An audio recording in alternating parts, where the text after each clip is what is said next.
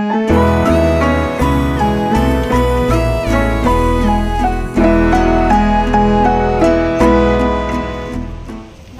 সবাই নিশ্চয়ই খুব ভালো আছো। নতুন একটা ভিডিওতে সবাইকে স্বাগত। কালকেই দেখালাম যে ভীষণ টায়ার্ড ছিলাম।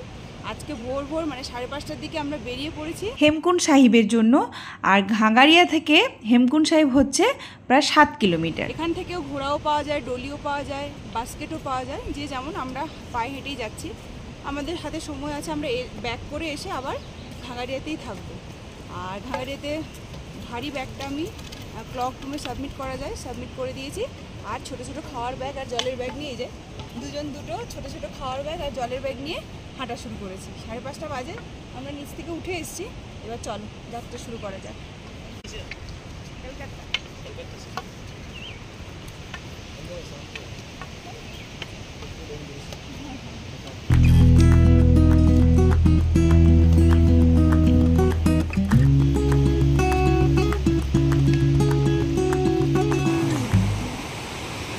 এগুলো কিন্তু শীতকালে সব বরফে ঢেকে যায়, ওই জন্য গাছ নেই। মানে এই পাহাড়গুলো, এই যে এই পাহাড়গুলোর চূড়া সব বরফে ঢেকে দেয়। শীতকালে কিন্তু এখানে কেউ থাকে না, সবাই নিচে নেমে চলে যায়। এই টাইমটাই জুলাই থেকে অক্টোবর পর্যন্ত এখানে খোলা থাকে, বাকি দিন বন্ধ থাকে, কারণ পুরো বরফে ঢাকা থাকে। আর আমরা যেখানে যাচ্ছি আজকে হেমকুণ্ড সাহিব, ওখানে কিন্তু গুরুদ্বার, ওটা হচ্ছে ওটা ওয়ার্ল্ডের না, ওয়ার্ল্ডের হচ্ছে সব থেকে উঁচুতে যে গুরুদ্বার, সেটাই হচ্ছে হেমকুণ্ড সাহিব। আর ওখানে থাকার ব্যবস্থা নেই, কারণ এত হাই অল্টিটিউডে থাকার ব্যবস্থা নেই। তবে যারা সেবা করেন তারা কিন্তু ওখানেই থাকে। তো চলো দেখা যাক কেমন। আমরা স্ট্রেট যাব হেমকুণ্ড সাহিব। আর এদিকে হচ্ছে ভ্যালি অফ ফ্লাওয়ার্স, এই সাইড দিয়ে।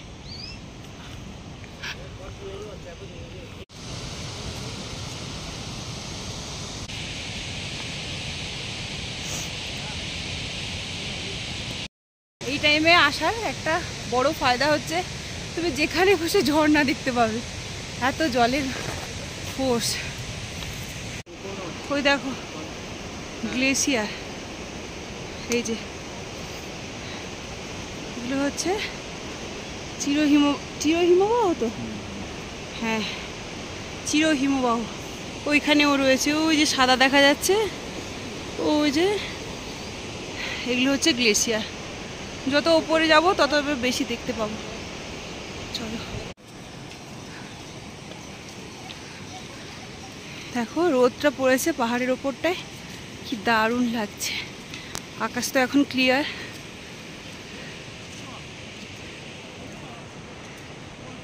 কত কিলোমিটার এলাম? 4.5 এলাম নাকি 3.5? না 4 চলো আরও 3 কিলোমিটার, কিন্তু ওই 3 কিলোমিটার যেতে আরও 1.5 ঘন্টা টাইম লেগে যাবে। আমরা এসেছিলাম ওইখান থেকে। আমরা প্রায় 4.5 কিলোমিটার মতো চলে এসেছি, আর ঘন্টা খানেকের মধ্যে আশা করি পৌঁছে যাবো, তাই তো? আর আমরা এখন যেই জায়গাটার মধ্যে দিয়ে যাচ্ছি, এটা হচ্ছে নন্দা দেবী ন্যাশনাল পার্ক। ওই যে দাঁড়াও দেখাচ্ছি নন্দা দেবী। ওই ওপরে চূড়াতে যে বরফ জমতে শুরু করেছে, এটা হচ্ছে না, এই তো বরফ তো ছিল, যেটা হ্যাঁ গলতে শুরু করেছে। যে দেখো ঝর্ণাগুলো নেমে আসছে, এগুলো কিন্তু বরফ ঝরা। এই যে ঝর্ণাগুলো, ওই বরফ গলেই কিন্তু। আর একদম উপরে চূড়ে বরফ রয়েছে। এইটা হচ্ছে নন্দা দেবী। আর আমরা এখন নন্দা দেবী ন্যাশনাল পার্ক দিয়ে হাঁটছি। আর এই যে এই ফুলগুলোই কিন্তু ভ্যালি অফ ফ্লাওয়ার্স জুড়ে, পুরো ভ্যালি জুড়ে রয়েছে। দেখো এই দেখো, এই হেমকুণ্ড সাহিবেও ব্রহ্মকমল পাওয়া যায়। দেখা যাক আমরা পাই কিনা, কারণ প্রচুর বৃষ্টি তো হচ্ছে, কালকে রাতেও প্রচুর বৃষ্টি হচ্ছে। এই ফুলগুলো পুরো ভ্যালি অফ ফ্লাওয়ার্স জুড়ে রয়েছে। আরও ফুল রয়েছে, কালকে গেলে বোঝা যাবে। কি দারুণ রোদ বেরিয়েছিল, কিন্তু রোদটা আবার মানে ঢেকে গেছে। বৃষ্টি হওয়ার চান্স আছে, কিন্তু আকাশটা দেখো কি সুন্দর, দারুণ।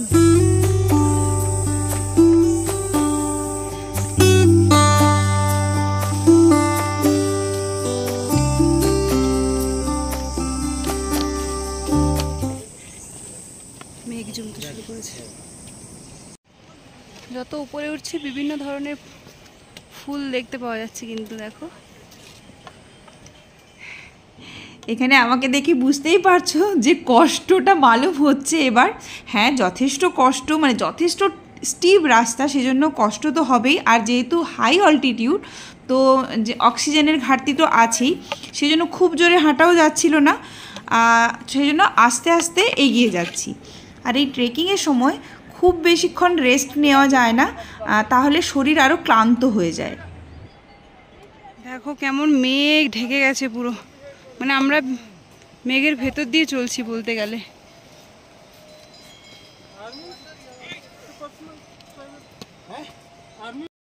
দেখো মেঘের ভেতর দিয়ে চলছি আমরা। যত বেলা বাড়বে তত হচ্ছে বৃষ্টি হওয়ার সম্ভাবনা। এবার লাস্টে কয়েক কিলোমিটার ভীষণ স্টিপ, এমনি প্রথম থেকে স্টিপ, লাস্টের কয়েক কিলোমিটার স্টিপ, আবার এখন দেখছি এরকম কিছুটা ফ্ল্যাট হয়ে আবার স্টিপ। এরকম হলে হাঁটা সুবিধে হয়, কিন্তু কন্টিনিউয়াসলি স্টিপ হলে প্রচুর কষ্ট।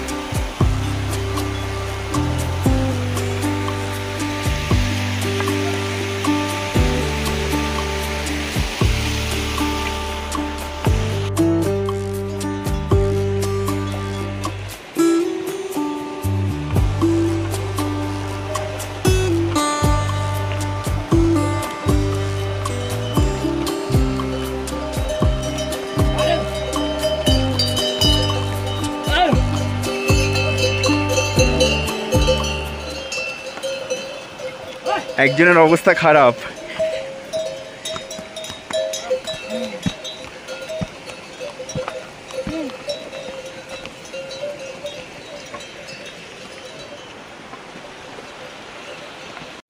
হচ্ছে গ্লেসিয়ার।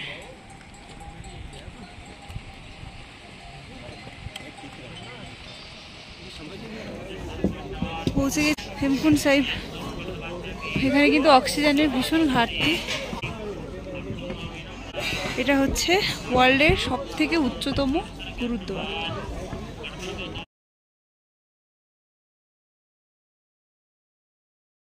ব্রহ্মকমল, এখানে কিন্তু ব্রহ্মকমল, মানে এই হেমকুণ্ড সাহিবেই ব্রহ্মকমলটা পাওয়া যায়, আর কিন্তু কোথাও পাওয়া যায় না, ভ্যালি অফ ফ্লাওয়ার্সেও পাওয়া যায় না। আর এই হচ্ছে মানে বিশ্বের উচ্চতম গুরুদ্বার। আর এখানে একটা লেকও রয়েছে এর পেছনে। এটা রয়েছে হেমকুণ্ড সাহিব লেক। দেখো লেক থেকে কেমন ধোঁয়া উঠছে যেন, কি পরিষ্কার, বিশাল বড় লেক। আরেকজনের ইচ্ছে আজকে জামা কাপড়ও নিয়ে এসছে, ও নাকি স্নান করবে। কি স্নান কি করতে চাও? করতে চায় না কি ও? দারুণ। মেঘে ঢেকে গেছে পুরো পাহাড়গুলো। এই যে ব্রহ্মকমল।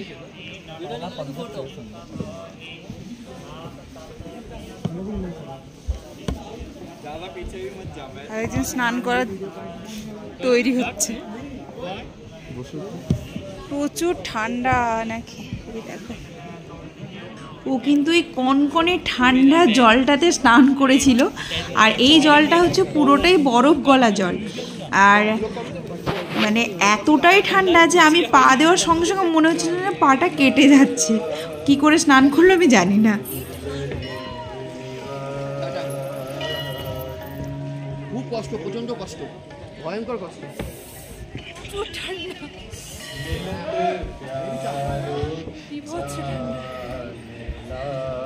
চলো কিছু খাই, প্রচুর খিদে পেয়ে গেছে।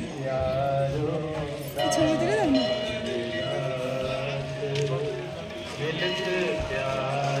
পরিষ্কার জলটা।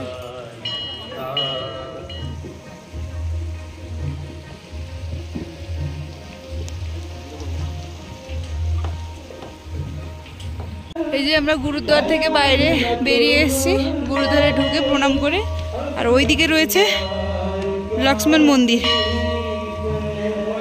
ওখানে একবার ঘুরে তারপর ভাবছি খেতে হবে।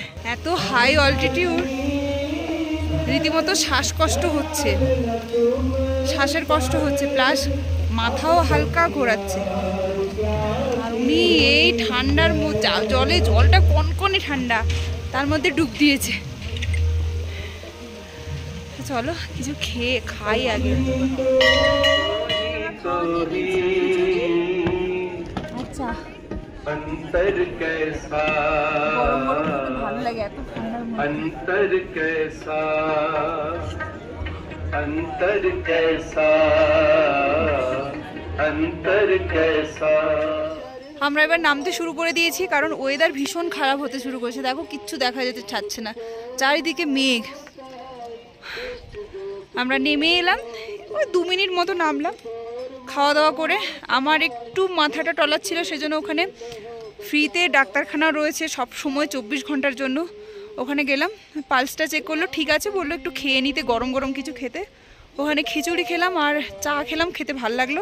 কিছু মেডিসিন দিল, তো খেয়ে যেটা হয় আর কি, হাই অল্টিটিউডে যে প্রবলেমটা হয়, হাই অল্টিটিউডেরও ওষুধ দিয়েছিলেন। খেয়ে একটু রেস্ট করে এবার নেমে যাচ্ছি আমরা। মোটামুটি 1 ঘন্টা 20 মিনিট মতো ছিলাম, এবার নেমে যাচ্ছি, কারণ ওয়েদার ভীষণ খারাপ হতে শুরু করেছে। দেখো, আর চারিদিকে ব্রহ্মকমল, ওই নিচেও ব্রহ্মকমল, চারিদিকে ব্রহ্মকমল, খুব সুন্দর লাগছে। তবে আমরা যখন উঠেছিলাম তখন ভালো ভিউ পেয়েছিলাম, রোদটা বেরিয়েছিল, এখন একদম রোদ নেই। তো চলো নিচের দিকে নামা যাক। কি গো, ঠিক আছে তো?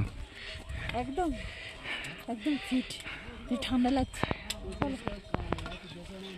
নামার সময় আশা করি এতটা কষ্ট হবে না।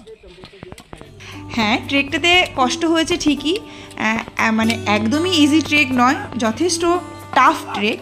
তবে যেটা নিয়ে ফিরছি, মানে যেই অভিজ্ঞতাটা নিয়ে ফিরছি, সেটা আমৃত্যু মনে থাকবে, কোনো দিনই ভোলার নয়। তো তোমাদের কেমন লাগলো ভিডিওটা অবশ্যই জানিও। আজকের মতো টাটা।